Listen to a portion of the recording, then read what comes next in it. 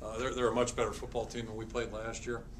And I think on both sides of the football, they've got an excellent kicker on top of it. So it'll be a big challenge for us, and we'll get back to work today. It won't be easy this week. This is another high tempo group, the third week in a row. So if there's a positive in that, at least we're catching it all in one stretch here. But both these guys will run the football. I think the difference is if they're on the move, they're looking to throw the ball, and then they'll pull it down and go. They do have some called runs, but their intent, if they break the pocket's more to throw the football, whereas, last week it was a little different story.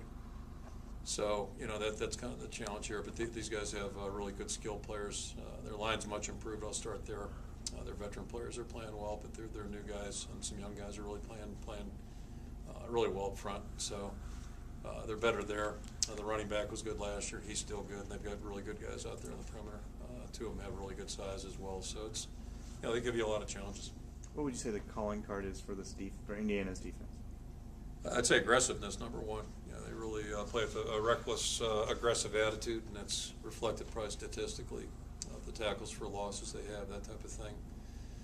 Yeah, and they've got some different players. They've got some veteran guys. Some guys have changed positions, but they're really playing a lot of confidence, and they're playing hard. I think that's the biggest. The whole team's playing hard, but their defense really plays hard. Does the aggression come out of scheme? Does it come out of blitzing? Does it come out of what they do? They blitz, but it's not off the charts. So I wouldn't describe them as just off the charts type blitz team. But they're aggressive players. They have guys in the back end that run well and aren't afraid to hit. And I think their linebackers have been very active. And the core of the starting point is their inside guys on defense. Those guys are both veteran players. But they're both very good players. Very disruptive. We had our time with them last year, both guys. What are some of the keys to stop Indiana from your perspective? Communication is a big one. Knowing your responsibility. Just sticking to the Iowa defense like we did the first couple games.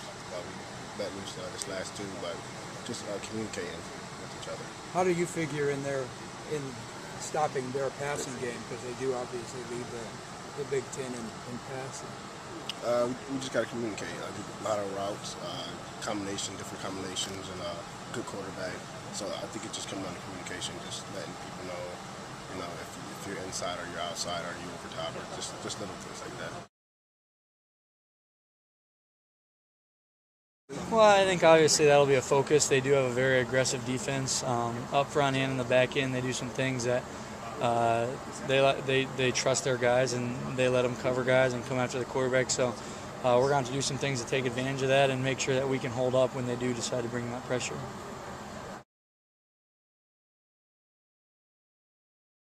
Every week's a different challenge, and you just kind of go in and you say, hey, they lay the game plan out for you, and you do it, try to execute to the best of your ability. And like you're right, looking at the last 2 weeks, we just haven't done that, and I think it's as simple as that. We can look to find answers as, this or that. Is it scheme? Is it personnel? Is it this or that? I mean, honestly, if we just go out and execute, the defense has worked. It's worked for years. It's a very sound defense, and we just got to go out and execute and do our jobs, and we just haven't done that.